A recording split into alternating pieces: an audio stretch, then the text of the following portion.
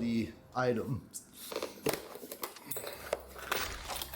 And packaged up in that second box are all of the cables. This massive cable will go from your vehicle's battery or to your 12 to 24 volt system to the alternator charger. And this is the cable that will go from your EcoFlow alternator charger to your XT150 capable power station. Keep in mind, EcoFlow does plan to start selling an XT60i kit, or you can purchase that XT60i cable retroactively starting later this summer. The final item in your kit is gonna be this fuse cable. This is gonna go from your battery's positive terminal into the positive cable on that main wiring harness. And there is one small box that you're not gonna want to miss while you're unpackaging your EcoFlow alternator charger, because this box has the bracket for if you want to hard mount this to your vehicle.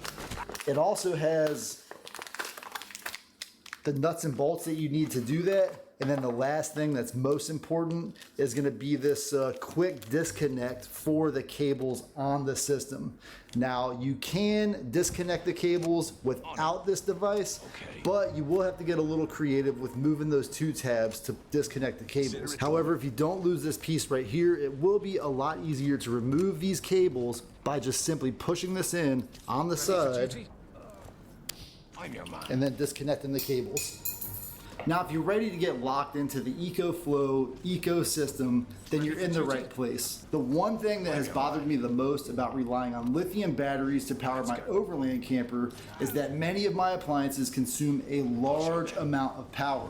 Every day that I'm out on the road, I make coffee, I cook a few meals, and I continuously run a small 12 volt refrigerator, keeping all of my perishable items and drinks cool. And while all of these tasks consume anywhere from 1 to 3 kilowatt hours of power every day, the solar panels that I frequently top off with can only support a small percentage of those demands. Let's head outside and I'll show you what I'm talking about. I did mic up because there are tons of cicadas out there, and if I don't wear the microphone, you're just not gonna be able to hear what I'm saying. So the solar panel that I historically have kept on my vehicle produces maybe about 1 kilowatt hour of power per day.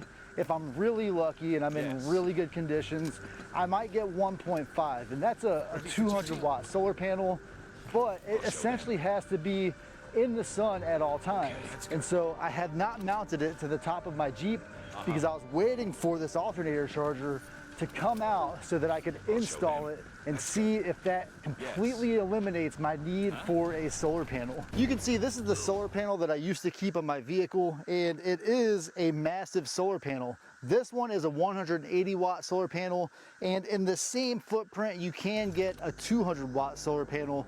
But at 200 watts, assuming you have the maximum capability of the sun, the best angle possible, then you're only still gonna get about 160 to 180 max out of this panel, which means you will also need 5 to 6 hours of those ideal sunlight conditions to get just 1 kilowatt hour of power. Although solar panels are great for what they do, they don't work in the shade, and they have to be at an ideal angle relative to the sun to achieve those maximum results. And this EcoFlow alternator charger can match those results in just over 1 hour of driving. I like traveling to get to my destination, so for me it's not a problem to rely on something like this to top off my batteries while I'm out exploring. And to be clear here, although this does have a simple and effective name of EcoFlow alternator charger, it does not in fact attach to your vehicle's alternator.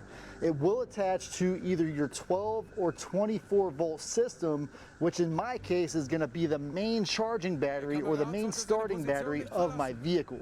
Once the input signal from the alternator begins to charge that battery, then this alternator charger will receive the signal that tells it it is getting a high enough voltage that it can take some of that voltage and convert it into battery power for your EcoFlow power station. And you remember how earlier I said this thing is almost perfect, but it's not 100% perfect?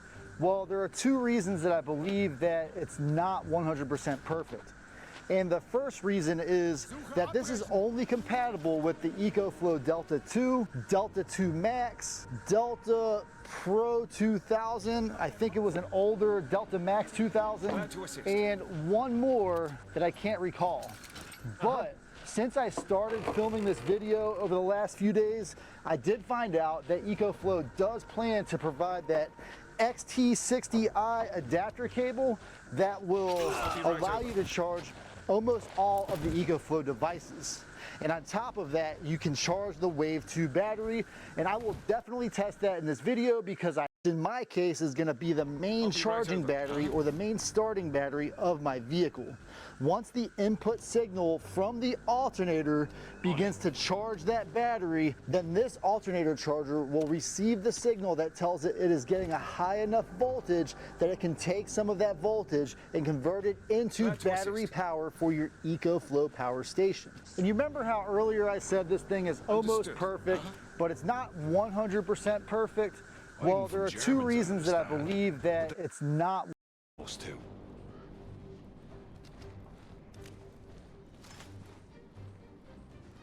Leave it to me.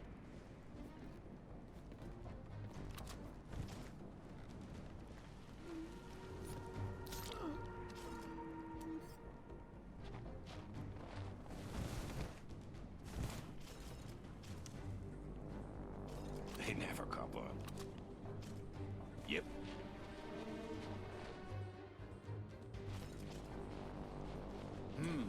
Leave it to me. 100% perfect.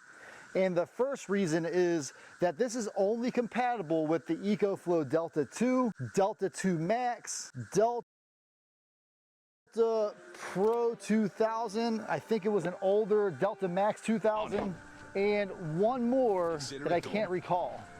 But since I started filming this video over the last few days, I did find out that EcoFlow does plan to provide that XT60i adapter cable that will allow you to charge almost all of the EcoFlow devices. And on top of that, you can charge the Wave 2 battery, and I will definitely test that in this video because I have heard that some folks out in testing have had issues with that system. And the second problem, which EcoFlow really can't do anything about, is if your vehicle's charging system is not robust.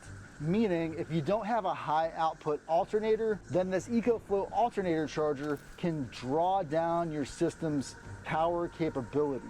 And what I mean by that is, this thing takes just about 70 to 80 amps from your vehicle's alternator.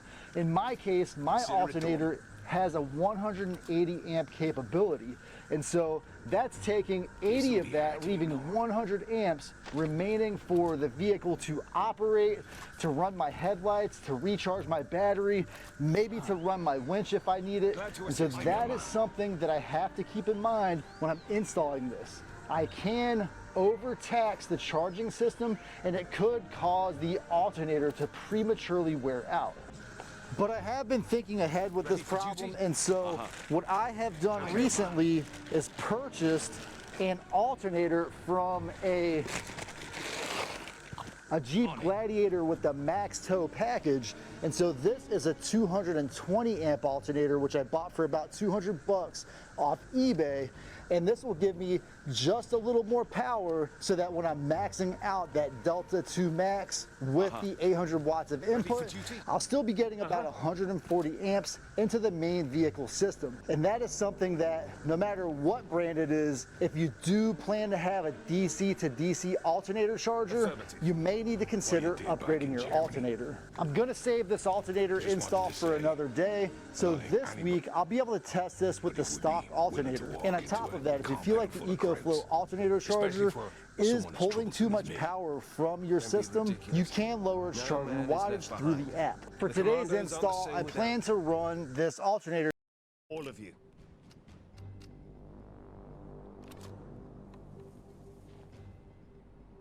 Affirmative. Charger from the vehicle's battery through some of the pillars into the back seat of my vehicle. And the reason for that is my Delta 2 Max is not waterproof. And so I don't want to risk damaging it if I put it, for example, in the bed of my truck. I'm also going to wait to install the fuse until after I'm done routing the cable wherever I want it to go. And the reason is that this little box right here could get caught up on something as I'm pushing the cable through some of those trim pieces. The cable for the alternator charger is just about 16 feet long, so it's going to be plenty of cable for me to run this from the back of my cabin here into my hood compartment. I'm going to go ahead and string out the entire cable, and the reason is I want to make sure that this part of the cable and as much of the excess is in this compartment so that when I attach this to the alternator charger, I can move it around and find the perfect place to install it. I'm also going to leave these protectors on the cables until I get them routed to where I want them, just to prevent any unwanted arcing. And I know that I don't have any power source attached yet, but it's just a better practice to keep things protected as long as possible. So now I've approximately ran just enough cable to make sure that I can get this thing wired through the doorway, through the panels. I'm gonna go ahead and start routing it through my panels. I'm gonna snake this through the rest of the way later, but I've got the cable just ran under this panel here. I'm gonna put it under this panel later as well. I've got it run into the passenger compartment, and then I used a small trim tool to just pull this piece of trim out and route that thing behind the trim. Now I'm gonna try to feed as much of that slack as possible straight up into the length that I need for the engine compartment, so that once I get it high enough, I can route it under this panel and straight to the battery. And I was just almost able to fish this through without getting it snagged, but it looks like I'm gonna have to go ahead and remove it. And this panel comes off very easily. It's just got 4 bolts that holds it in place. Once those 4 bolts are out of the way, this panel just pops right out. And so there's the issue right there. These 2 cables, I want to keep them together as I fish them through. And in case you're curious, this is the cable that I use for my dash cam on the vehicle. And now everything's together. I just want to pull that through as much as I can get it. Plenty of play there. Now I've got just enough cable so that when I'm ready to install it, I've got my positive terminal and my negative terminal on my battery. Now let me get some of this dialed in, and then I'm going to put this panel back on so I don't forget it.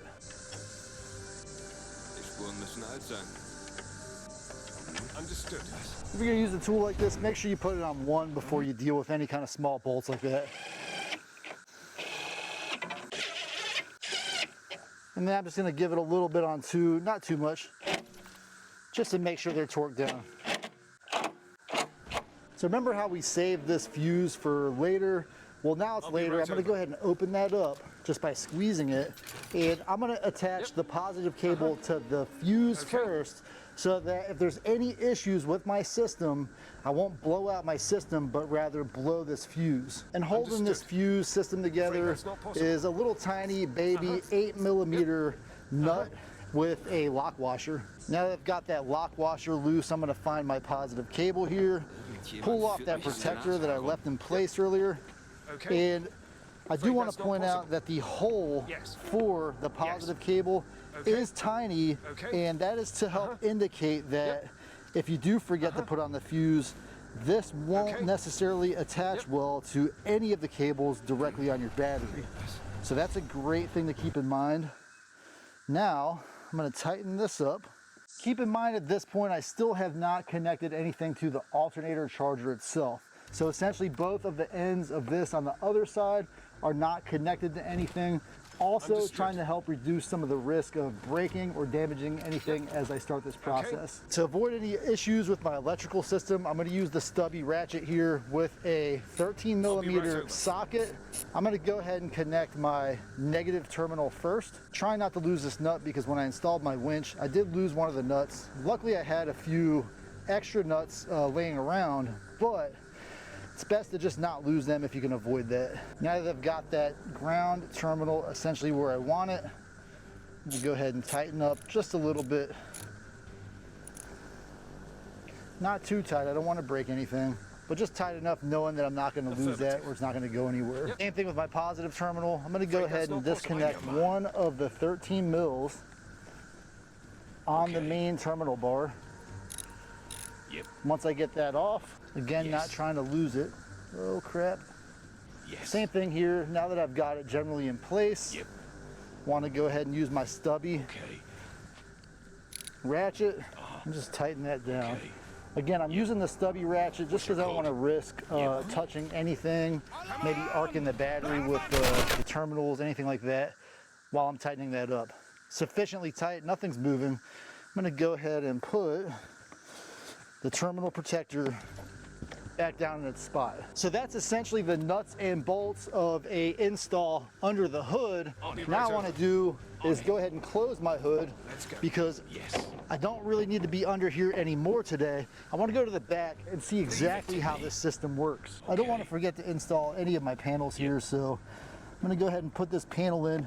It's a little bit of a tight fit because that cable is in the spot essentially where the panel goes. But once I got it in there, just like new. I left myself plenty of excess cable so I could move the box around once it's installed. So let's go ahead and, moment of truth, let's get this thing installed and see, did I do it properly? Now the good thing is, the way the cable is designed and the way this socket is, it will only go on the one way. So I've got it at least plugged into the box, and before I go any further, I don't see or smell or hear anything that indicated that I blew a fuse, but I want to go ahead and get the app on and make sure that I have the current firmware for the alternator charger. Oh, that feels so good. Okay, so I've got the EcoFlow Delta 2 Max hooked up, and then I've got the Wave 2 hooked up straight to the Delta 2 Max. And the Delta 2 Max has two ports on the side. One of the ports is actually currently hooked up to the EcoFlow alternator charger. But my vehicle is not on, and the Delta 2 Max was at 100% battery when I started. So what I'm going to do for the next hour or so is just let this air conditioner system pull power so I can draw down some of the power from the Delta 2 Max so that I can fully test the features of the alternator charger. I do want to point out that as it's set up right now, it says that the Wave 2 will run for approximately 7 hours on max mode off of the Delta 2 Max, and it's currently not pulling any power from the vehicle's battery. The signal that it's not charging is pretty simple. It's currently got this red light. When you do lower the voltage to either 11 for this to begin charging, or when the vehicle's alternator is putting power in, then it will turn green, indicating that it is charging something in the system. Disconnected the alternator charger from the Delta 2 Max because I want to plug in the alternator charger directly to the Wave 2's battery. And I love the fact that this cable does have an angled input because these straight inputs are kind of annoying to find the perfect position. However, in this one case, when trying to hook it up to the Wave 2 battery, I've got to leave it on a ledge so that it will not, hang over and stress that cable. All right, so I've got the Wave 2 battery hooked up directly into the alternator charger. The battery is on, and I want to see, does the alternator charger recognize the Wave 2 battery? All right, guys, so that's something I will have to check with EcoFlow. I've got the battery hooked up. I've got the cables hooked up in the only way that they will hook up, but the Wave 2 battery is simply not recognized by the system right now. So there's essentially nothing that I can do. Maybe I'm going to try one more thing, which is lower the voltage for the alternator charger down to its minimum to see if it will still not recognize the Wave 2 battery. Since the alternator charger is not hooked up to a device that it recognizes, it simply will not allow the voltage or any of those other options in the menu to be changed. So I'm going to hook it back up to the Delta 2 Max and attempt to update the firmware one more time. I did recently update all of these firmwares, but I guess it just didn't work for me. Affirmative. Yep. And returning the power to the Delta 2 Max instantly illuminated that red battery indicator on the alternator charger. So if EcoFlow gives me an update on this device and says, hey, the Wave 2 battery will charge with it, I'll post that in either the video description or one of the top comments. And running that Wave 2, even though I'm just standing right here outside of the vehicle, I've got that cold breeze running right on the back of my head. It honestly feels really good, and it's pulling about almost exactly 500 watts from the Delta II Max. So now at this rate, I would say I probably have about 3.5 hours remaining from the Delta II Max to run this AC on max mode. And just so I don't make a mess with the system, I'm going to go ahead and rotate the Wave 2 so that the drain here is over the table, hanging out so that it just drains straight onto the ground. Glad to assist. So I'm going to let this sit like this for a couple of hours. I do want to point out that normally I would not leave electronics like this, especially this black box, in direct sunlight, but perhaps if I leave it in the sun, I will discover if it has any issues with the heat that you would get from being inside of something like my Jeep here. Direct sunlight will heat up that thing pretty quickly, and so it's not really hot now, but we'll see what happens over the next couple of hours. The Delta II Max is down to 60%, and the Wave 2 is pulling just over 400 watts. I've let this thing go for about 2 hours, and I don't want to sit out here all day and let this thing burn all the way down. So I'm ready to start moving these items into the Jeep so I can get it started and see how the alternator charger performs with the Jeep running. For today, I'm just going to go ahead and leave these seats up. I'm going to put the alternator charger on one seat, and then I'm going to put the Delta II Max on the other seat. In fact, the system's so compact that I'm just going to leave the alternator charger right on top of the Delta II Max for now. Before I get too sweaty in this vehicle, I'm gonna go ahead and get the engine started. Leave it to me. I've got my screen recording here on the app, and what I want to see is, will the alternator charger immediately start? Let's go. Keep in mind, my vehicle has what they call a smart alternator, and what that will do is it will use a voltage regulator to control the voltage going from the alternator into the battery. But I think that as long as I maintain the load on the alternator from this charging system, that it will continue to provide power, because the alternator is also getting a signal that it requires power. So far we're only hitting about 360 watts, and what I want to do is go ahead and hook up my charger here for my phone, and I want to drive the vehicle a little bit. Since I've been watching this thing over the last few minutes, I've not received more than about 300 watts from the alternator charger. Setting my air conditioner to full power is possibly a problem because I am essentially using all of the power from the alternator to feed the air conditioner and now the alternator charger. I did change it to turn on at the 12 volt setting. Now the engine is reading 13 volts on the system here. My vehicle is showing 12.7 volts, but I'm getting 768 watts from the alternator into the alternator charger and into my Delta II Max. So my only concern with that is I don't want any power to be drawn from the Jeep while the engine is off. And if I leave it at that 12 volt setting, then there will be some amount of power pulled into the Delta II Max after the engine is off and until the starter battery is drawn down to 12 volts. So I don't really like that. I would prefer to see something along the lines of, hey, maybe I... What's the situation? There have been a few hiccups with the workers lately. The Germans have tightened security since then. They've also replaced all local workers with their own men, so we can no longer grant you access to the facility. It'd be too easy if we could just walk in there. Heavy water is being processed in the lower levels of that tall building. You can't miss it.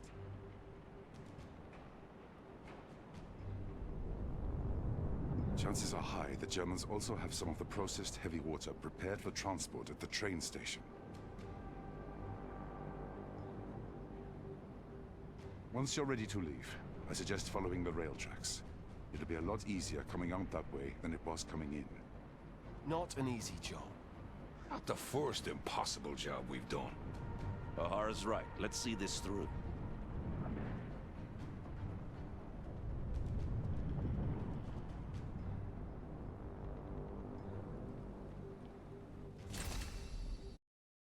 put it at 12.5 volts. So inside of the you tell them about firmware my for the glasses? EcoFlow, You really think these guys have time to fetch your personal belongings? It is difficult to come by new ones. And you know how bad my sight is. If they had found them by chance, at least they could bring them back. Consider it done. Let's go. Okay. Yes. Yep. Yep. Going.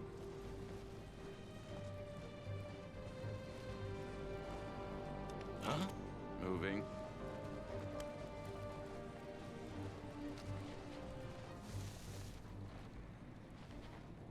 Consider it done. control here, Okay. they change it to be more controllable to a minimum voltage of Let's go. by the 10th, so 12.1, 12.2, where once it reaches that 12.5 or 12.6, which is usually the resting voltage of a battery, then it will, or a 12 volt lead acid battery, then it will shut off and prevent overdrawing from the lead acid battery. So I've been running my HVAC system on max. I'm getting a steady 760 to 770 out of the system. I'm gonna now try to drop that battery voltage to 11 to see if that pulls even more power from the battery system. But one thing that I'm a little concerned with, and I'm gonna test this in a second here, is if I have the 12 volt low setting, will the thing continue to charge the battery after I shut off the engine? So I'm going to try that right now. Let me put this back on the 12 volt setting. And now that it's on the 12 volt setting, I'm going to go ahead and shut off the engine and see what happens here. So the charging voltage is still going, but it's going down to,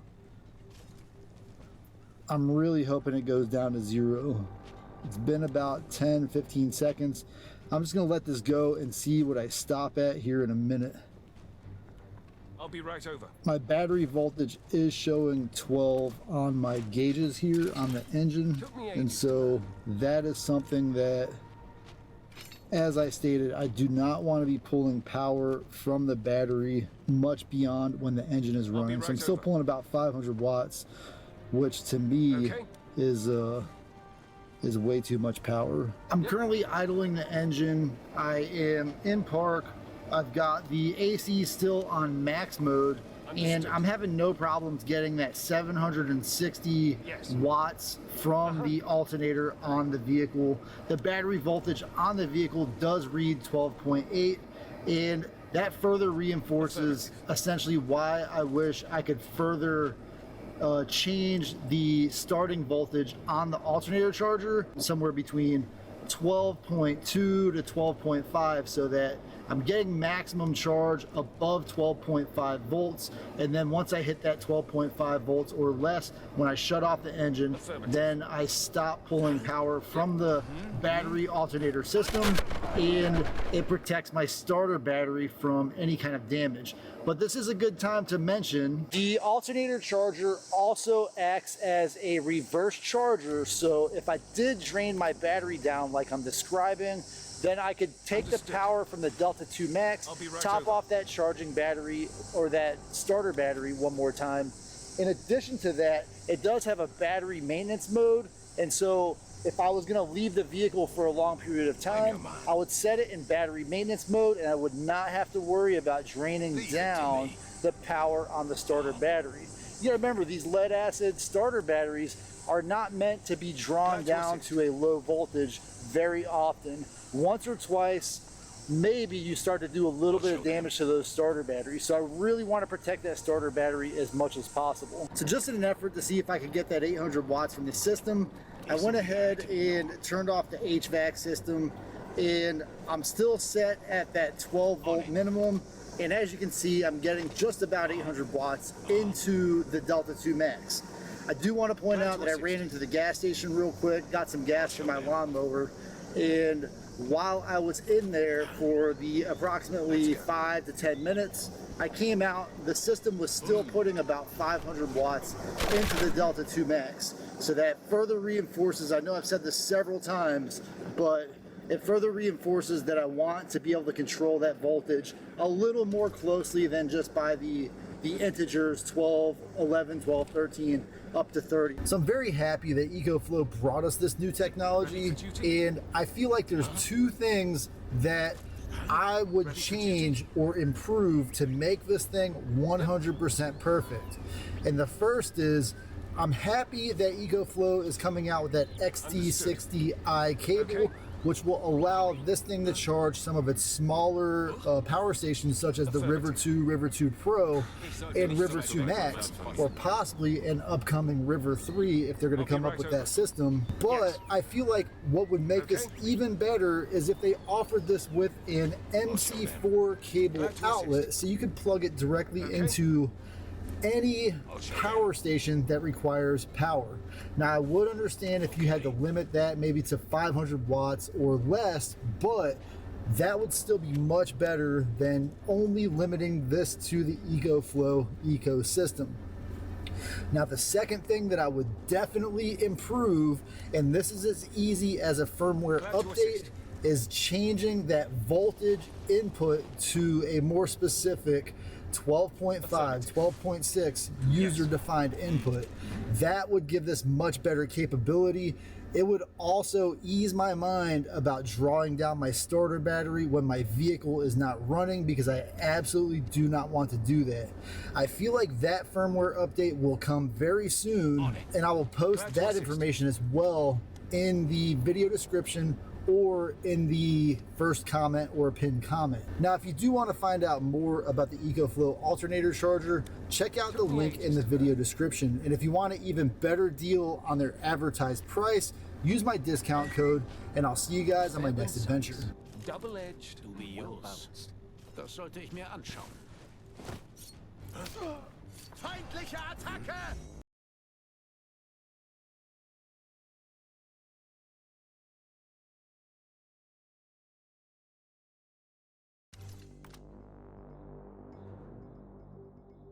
On it. Let's go. I'm your man. On it. Glad to assist.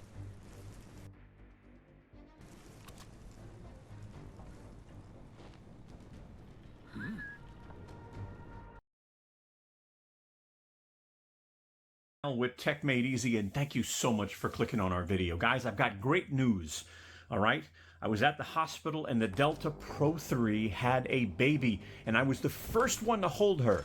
And she's right there, the Delta 3 Plus. Look at that thing. It's got that sleek look, just like the Delta Pro 3. It is smaller, it is lighter, and it actually has some really good power. And this thing can handle 1,000 watts of solar input. It's got two XT60i ports, which we're going to show you that during our close-up. And here's another thing. This is expandable.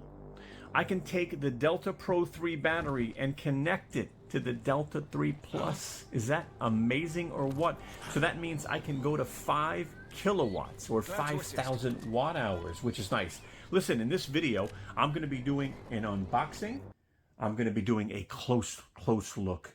I'm going to do a solar test. I'm going to do some other tests, and I'm going to provide detailed specs and more. So why don't we go ahead and get this party started? I whistle when they come running. Glad to assist. Natürlich. Was ist das? Hi, this is Al from Tech Made Easy with a really quick message. The video you're about to watch is sponsored. We received this product from the vendor. But keep in mind, we will be very honest with you as we review the product. That is very important to us. If you like our video, I sure hope you give us a thumbs up. I hope you share our video. And last, I really hope you subscribe and become a part of the family. Thank you. Was haben wir denn hier? Okay. So here's a slide on what we're covering in this video to help you out. It'll also have some timestamps in the video description. So hit pause if you want to take a look at it, but we're going to move on. Well, I think she likes it. Why don't we go ahead and get it unboxed? Understood. I'll show them. And there she goes. The Delta 3 Plus. I'll tell you. It's a little baby compared to the Delta Pro 3. But as you can see, it's got that same look. As you can see, we're going to take a close look at this, of course, and go over detailed specs. But you get your quick start guides. I'm your man. You get a car charger. You get the barrel port plug. You get an AC cord. Glad to assist. You don't get the chew bone. That's for sunshine. But let's spend some time taking a close look and going over detailed specs, and then we'll do some more. I'll be right over. All right, we're going to start off with a close look. Then later on, we'll go over specs. All right, and just so you'll know, this is hopefully going to be available soon. I don't have pricing at the time I'm making this video, but the links will be in the video description, and hopefully we'll have a discount for you as well with a code. I'm hoping for that. So as you can see here, I mean, this thing has a totally new design, and it is a mini version of the Delta Pro 3. As you can see, it's got a new display. Glad to assist. And let's zoom in and go over just some of the buttons and stuff. As you can see here in the left-hand corner, you've got your AC on and off, power for the unit, and USB on and off. So right up on top, USB ports, your AC ports, as you can see on the front. Your fans, by the way, on this, just so you'll know, actually go from the top side. So the air will circulate throughout the unit, which is nice. The older Delta products, they had the fans that would pretty much go through left to right, right to left, but didn't do a really good job being quiet, or they did a decent job cooling the unit. Let's say that. I'll take a look at the handles in a minute, but again, more design here on the right, same thing on the left. All right, we'll take a look at the bottom too, and the back. You're going to have a couple of options back here we'll go over. You've got your solar ports back here. You've got your expansion battery. Check that out. And then you've got your AC plug. We'll go over a little bit more detail on all of the outlets and everything. But again, fans here. Let's take a look at the top for a second. Let me take the camera off and show you the handles and the top. Ready for duty? All right, so they've got a nice cool design on the top. And as you can see, plenty of room, by the way, for the handles on the top. And no rubber or anything down here, just so you'll know. So, you know, it's not that heavy. I guess that's the reason why. I'll be right over. But let's take a look at the bottom, and then we can go over detailed specs. Here's the bottom of the unit. And they do have thicker rubber here and here.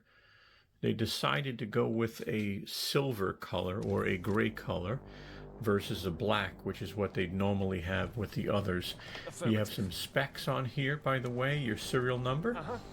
And these are, you know, pretty thick, so they'll do the job as far as, you know, just lifting it above. So, you know, as far as like, you know, hardwood floors, stuff like that, those will work fine. Affirmative. All right, let's talk about specs now. So, power. Understood. This is an 1800 watt power station that can support surges up to 3,600 watts. But keep in mind, surge is going to be really short. You're talking a couple seconds. This also has X boost, so it'll support up to 2,200 watts. But I'm going to have a note on X boost in the towards the end of the video. You want to look at that. You don't want to turn on X boost for everything. I promise you. I actually burnt out a beautiful Keurig Supreme Plus coffee maker because I had X boost on when I was actually testing it. So just remember that. This does have a UPS, by the way. I'll be right over. 10 milliseconds or faster. I mean, the previous model was like 30 milliseconds. It was really nice. And yes, this has a pure sine wave inverter. I whistle when they So come the running. clean power, you're not going to get Understood. noise, when you plug a fan me into that. this, you're not going to get a humming noise. When you plug in a TV, you're not going to get any distortion. Very, very nice. Battery capacity, let's talk about that. So the battery on this is 1,024 watt hours, right? Or a kilowatt hour. right That's over. what they call that, 1 kilowatt hour. Now, it is lithium iron phosphate. And the cycles have improved. So Yes. they're saying this can support 4,000 Yes. cycles, and then it goes to 80%. That means you can use this from 100 to 0, I'll be right 100 over. to 0, Yep. 4,000 times. I mean, you'll be using this for years, especially if you maintain it, because I'm going to try to get you some maintenance information, and I'll put it towards the end of the video. I'm going to try to get that. Again, it's hard to get stuff when it's new. But 4,000 cycles to 80%. Now, they state that this has the potential for a 10-year lifespan, maybe even more. But they're saying, EcoFlow is saying, a potential 10-year lifespan on the unit, the battery. That is crazy. By the way, this is expandable. And so you saw in the back when we took the close look that it has a battery port. Now what's cool about that, and by the way, this does slide in, is this will support a few batteries. Now I'm not going to say anything right now because I have to test some also and clarify a little bit more with EcoFlow. They are saying Delta 2 Max batteries. They're saying Delta 2 batteries. They're even saying Delta Pro 3 battery, which is 4,096 watt hours. So this can go to 5, kilowatt hours or 5,000 watt hours. Now there might be more batteries compatible. Give us time. I'll have more of that information later on. But that is really, really cool that you can add that. That's runtime, right? When you have a larger battery, it gives you more runtime. By the way, this does have Bluetooth. It does have Wi-Fi. And let's go ahead. Oh, by the way, the warranty on this is 5 years. So really good warranty. Let's go over input and output and ports. Let's do that. Let's talk about input for a minute, right? Input, like solar and plugging it into the wall and a car charger, right? Okay. So AC input max is 1,500 watts. Okay. If your outlet can support that, you're talking about charging this to 100% in 56 minutes. Now solar, that's the good stuff. So I showed you a moment ago, but now I really want to show you that this has Even an empty two shell can be dead. XT60Is. And they support 11 to 60 volt, 15 amp. You're talking 500 watts on each for 1,000 watts of solar. All right. Now let me show you. I'm going to do a close-up real quick of the XT60i so you can actually see the extra pin. And the solar cable has to be an XT60i cable also, don't forget. That doesn't come with this power station. You have to buy it separate. We'll put the link in the video description, but let me show you the port, and let's do a close-up so you can see what the XT60i is.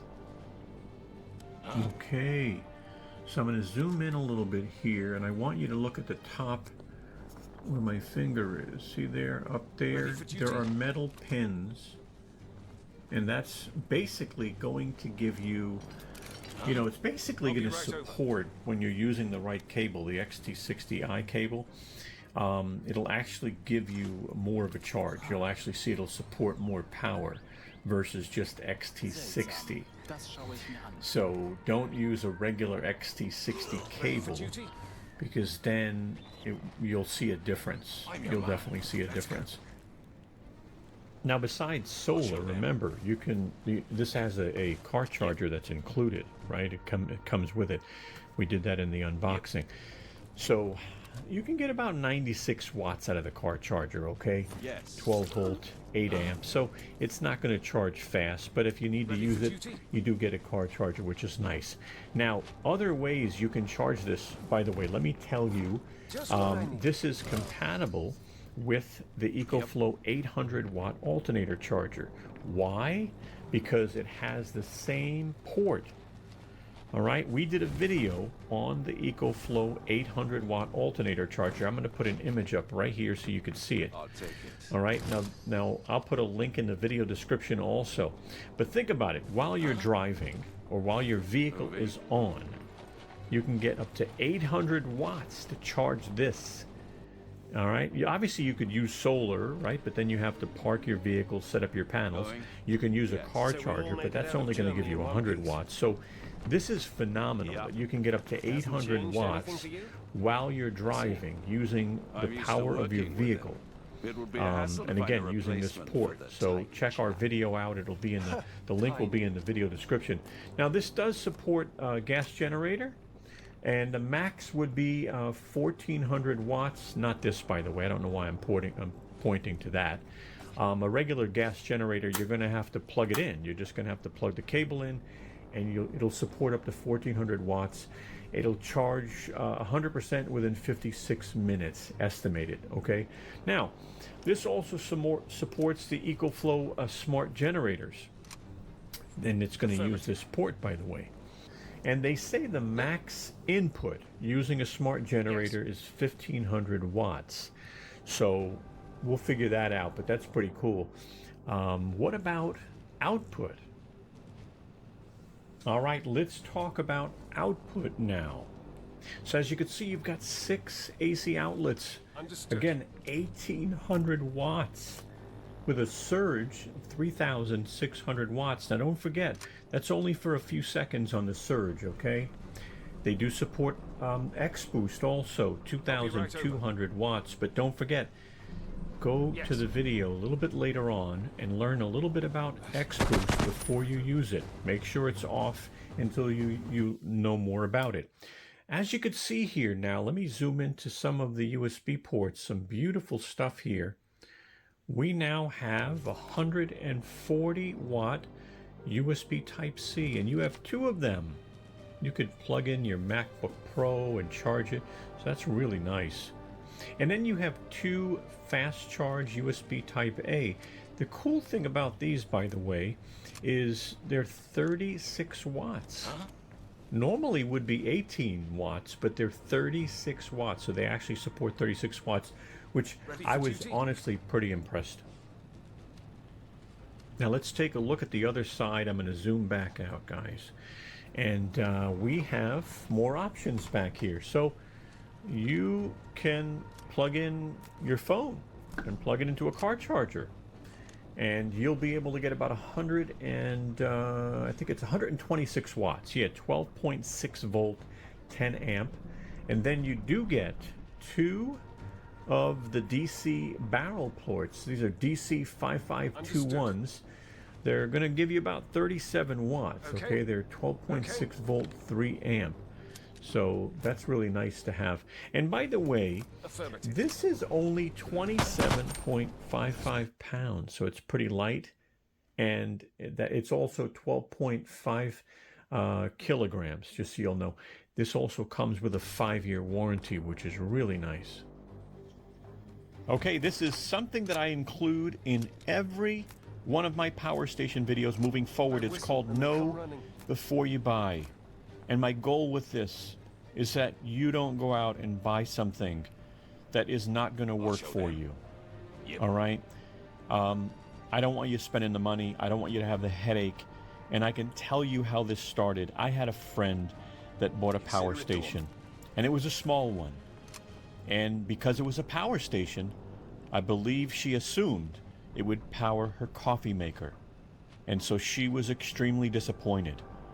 And after talking with her, I tried to explain it's more about knowledge and understanding.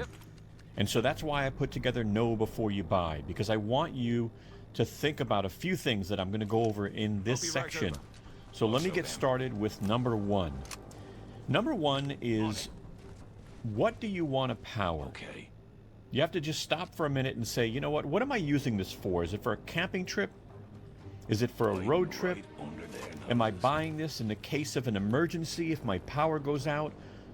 Am I taking this to a cabin that we go to every once in a while?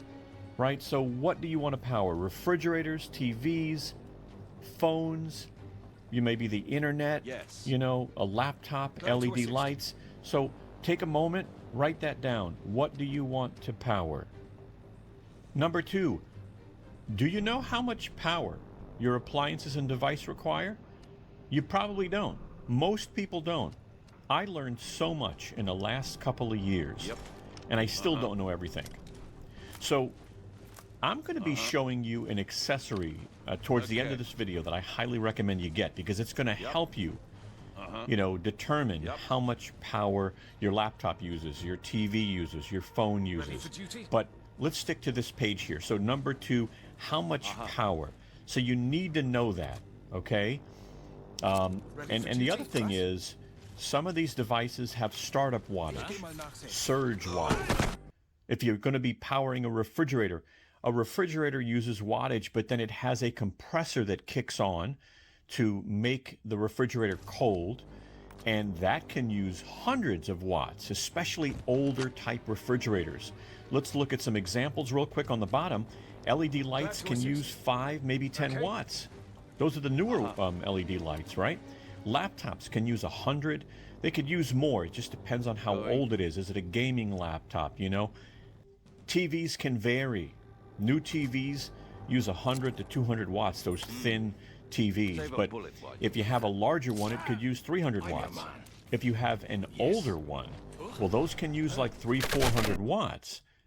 And what about a CPAP, right? You know, if you have to sleep overnight and you have to use a CPAP, well, those can vary from 50 to 150 watts, probably more, probably less.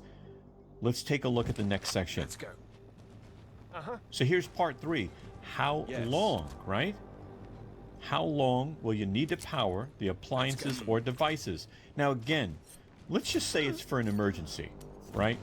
Maybe your power goes out once a year for like 8 to 12 hours. Let's use that as an example, all right? But you have to know, or at least have an idea before you make a purchase. Understood. Because how long really connects with the battery size of the power stations. So let's look at the next slide. So let's put it all together, right? Yes, ilagay natin 60 ampere po, 63 ampere yata.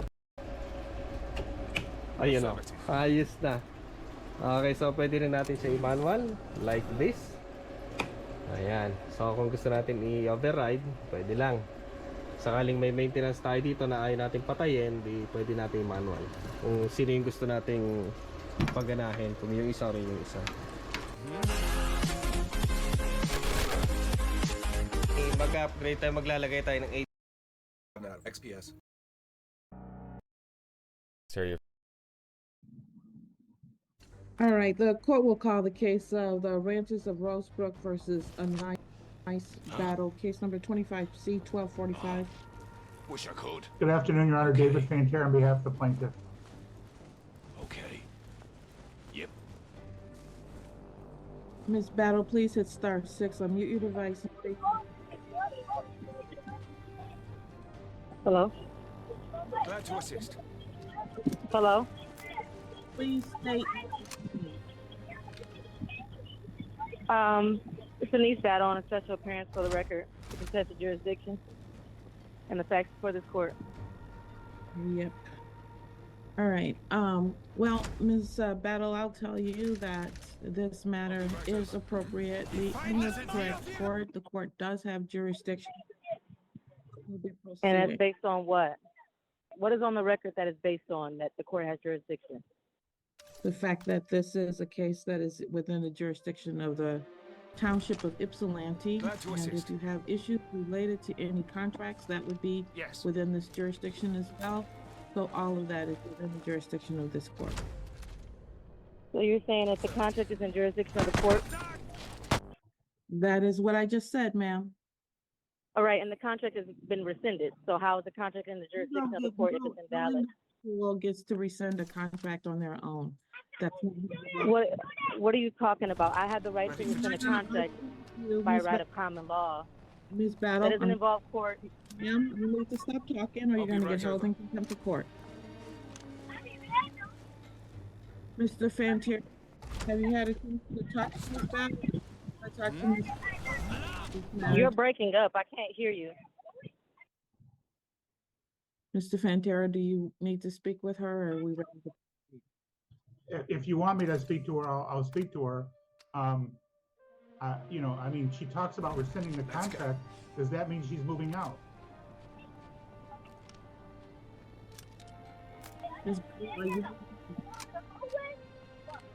I'm sorry, you're breaking up. Are you moving out? Are you moving out? No. Why would I have to move out? Because if you rescind a contract, okay, fine. Your Honor, I think let's set this for trial. Leave it to me. Okay. One moment. This case has also been in the, it's in the circuit court. A petition filed for an injunction. I did serve you all. It is set on the 30th. Ready for duty? Yes, ma'am, I heard. Okay. Hiding right under their noses. And once again, I do not submit to the jurisdiction of the court. The contract is rescinded. Glad to assist, Vic. So how can the And I am contract? not a legal person. You're not a legal How person. can a contract? No, I'm not a legal person. I'm not a legal entity. No, I am not. And you have to prove that on the record. Talking. Actually, I don't. I'm sorry. Can I ask Miss Battle a question, Your Honor, real quick? Sure. So, Miss Battle, so you can live there forever without paying rent because you're not a legal person? That's not what I'm saying, but the That's special, contract then. itself is invalid. I'm saying that you don't have any personal or subject matter jurisdiction over me. Over an invalid contract, no. And over me not having the legal capacity to be sued, yes. So if that's how you want to take it, then that's how you have to take it. But that's Took me ages what's to lawful, know. and that's what's Let written in the law. me just tell you, I think you're wrong on both counts. I would expect that we would. It's okay for you to think that I'm wrong, but the facts still align with what I'm saying. Okay, Your Honor, I think we should have a trial. You have to prove without the reasonable doubt. So let the record show that the judge has not required the plaintiff to prove without a reasonable doubt that I am a legal person, and it's on the record, not assumed, not presumed, on the record. There's nothing that's on the record that states. Ms. Battle, first of all, reasonable doubt is a standard in a criminal Okay. case, not a civil case. So I do not have to prove anything beyond a reasonable doubt. I need both of you to stop talking, please. Both of you, I'm sorry. I cannot figure out the date because I can't hear over the two of you. I apologize. I didn't know that's what you were doing, Your Honor. I'd like to see you try. All right, Mr. Fantera, are you available on May 6th at Yes. 3? I must say, you said? being back At in the 3 cold, p.m. freezing my arse for off, trial? actually feels What's that, Tuesday? good. Correct. It's always the most unexpected things you end up Yes. missing.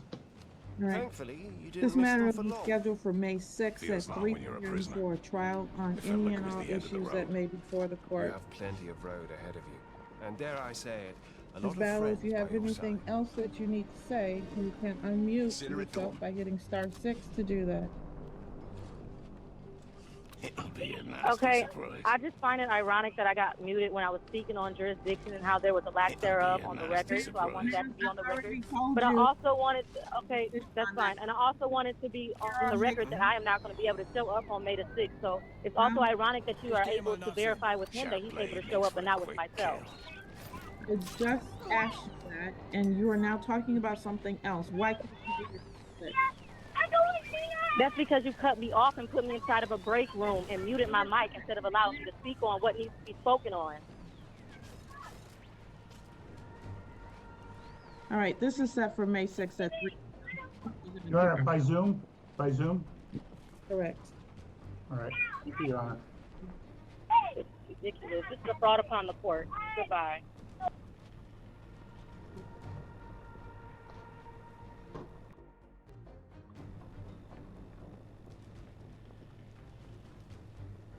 Let's go.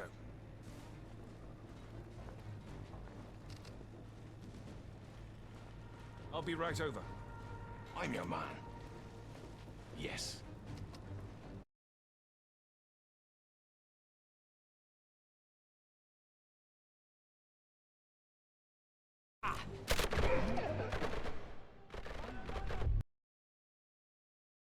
And as you guys know, when you're using the inverter, there is an efficiency problem.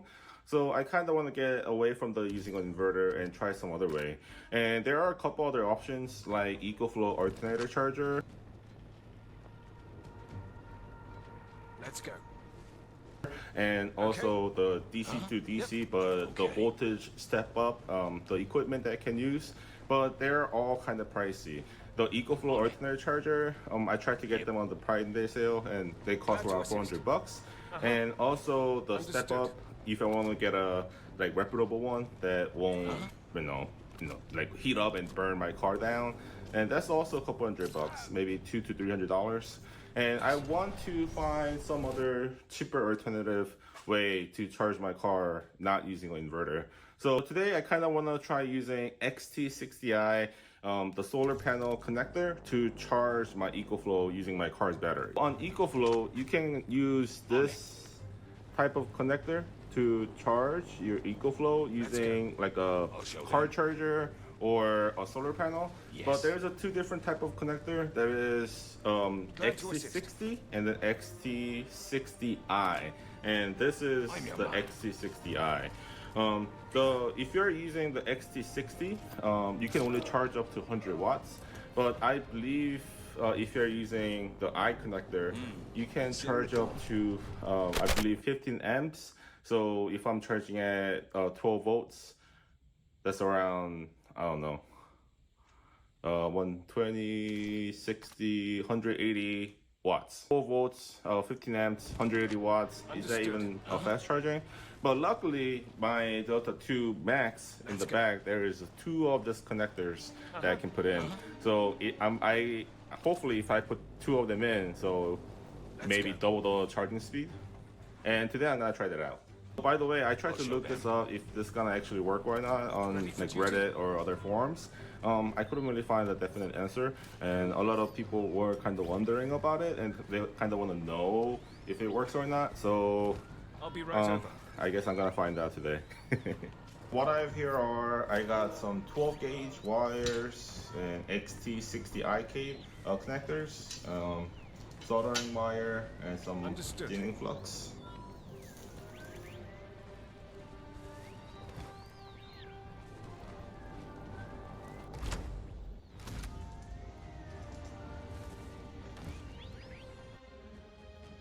I'll be right over. I'm your man. Huh? Ready for duty? I'll show them. So I'm done soldering these two connectors, and I need to connect this to the battery. And I believe on the XT60 cable connectors, this square side right here is the positive, and the other side is the negative. So I just need to connect these two cables to my battery, and then I bring my EcoFlow out and then plug this in to see if it works. This is just a temporary setup, so I just want to see if it works or not, and then I'm gonna just rewire everything and make it more clean, I guess.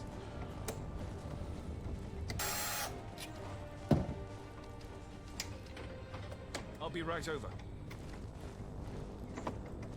Huh? Glad to assist.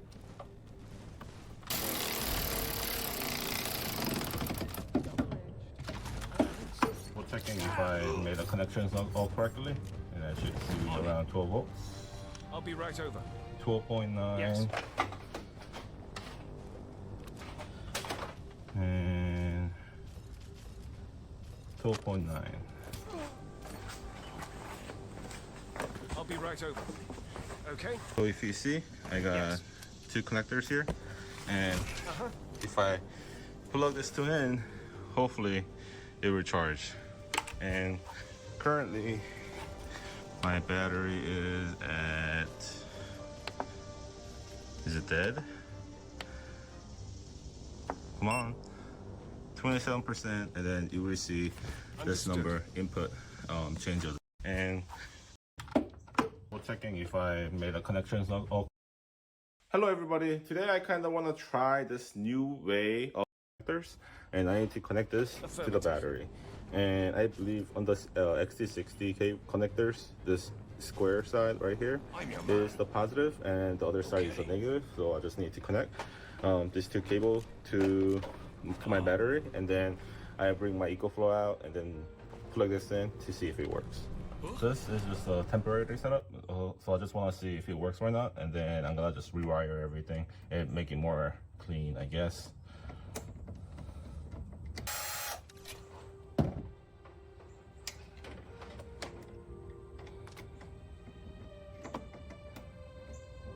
Leave it to me. Understood.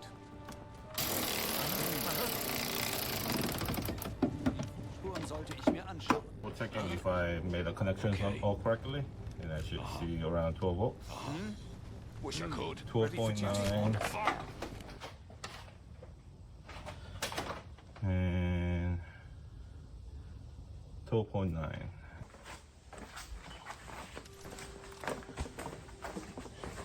So if you see, I got two connectors here, and if I plug this two in, hopefully it will charge.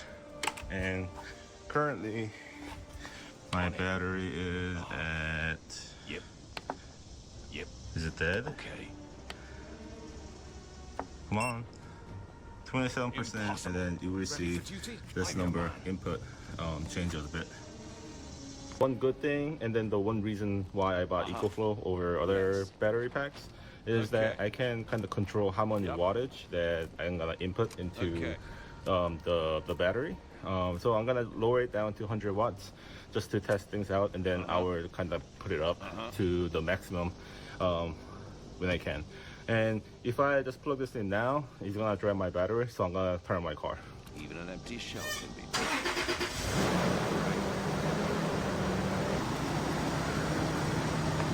Here I go. Hopefully it doesn't blow up. Okay.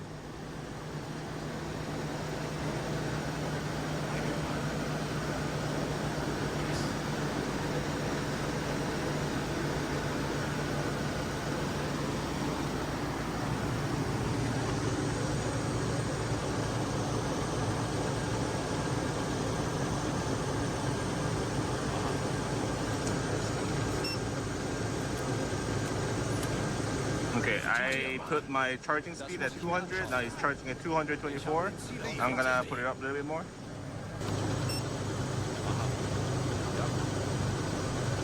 Now it's only charging at 225 watts, even though I raised it up to 500. And that number is very similar to charging with the cigarette jack. So I think I'm kind of missing something here, and I'm gonna try to find it out. Let's go. So after Googling a little bit, I found out that the center pin right here need to have a negative contact.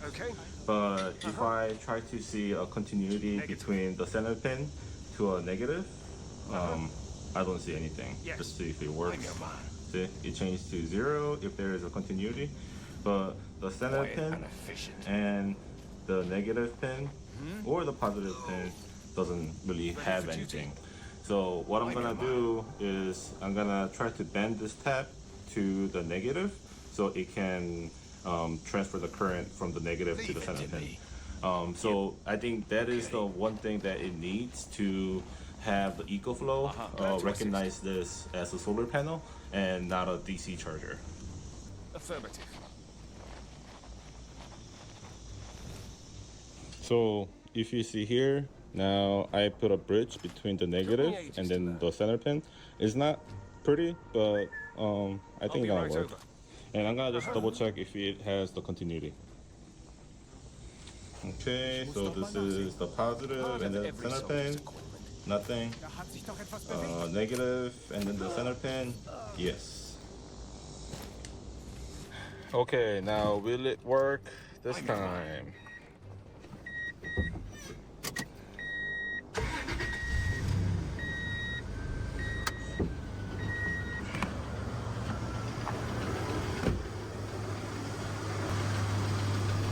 Connecting, and one more. Yep. Okay.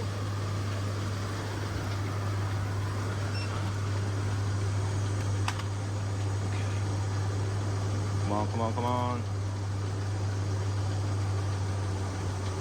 300, 400. Oh, 400 watts inputs. Consider it done. It's kind of fluctuating. I think it's because my alternator is kind of not adjusted correctly, but but it does work.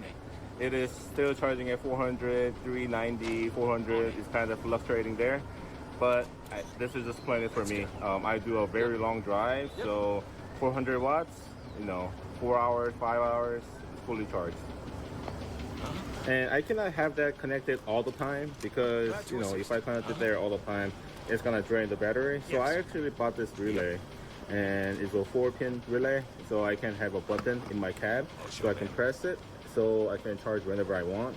I didn't want to get the automatic isolator because I kind of want to have a control, because I don't want my alternator to be charging when I am using different like lights or winch later when I install it. So yeah, I guess I saved like 300 bucks. Those connectors were like $8 for like 7. And I already had the wiring, the cables here with me, so I didn't really have to spend too much money. And those relays for 2 were 15 bucks, so $300.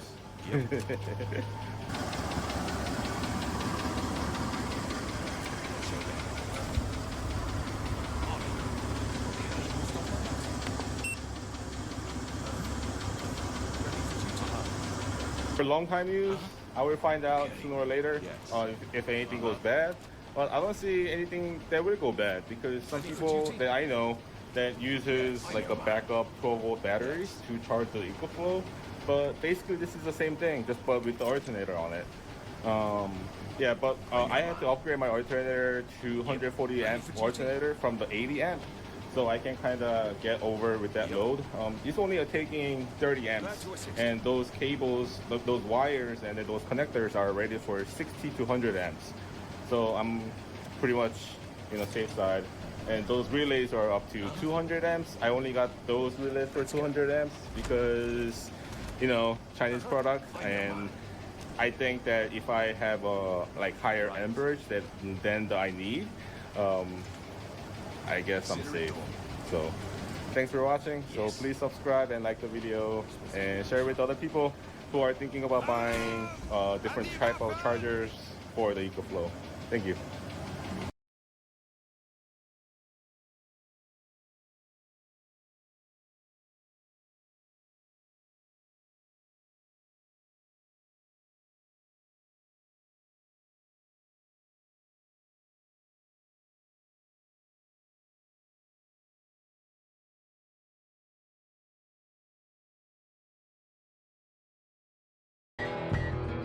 What's going on?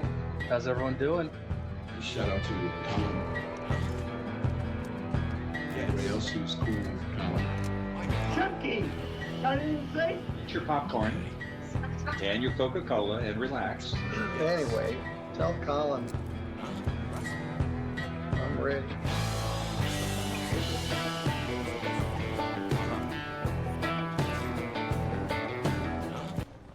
What's going on? This is Colin. How's everybody doing? I hope you're having a great day so far. I've got a good one. It is a sovereign citizen. In fact, it is the exact same sovereign citizen that I covered yesterday. So for everyone that watched that video, thank you very much. This is the same guy, so it's going to sound very familiar, but this happened about a year ago. This was his original case. Well, this was his first appearance on this case. Yesterday's video was because he absconded and he just left and got picked back up. This is the original hearing for these charges. And yeah, he was doing this opposite thing a year ago. I really wanted to play this to share this with you. And again, this is not the same video, even though it's going to feel that way.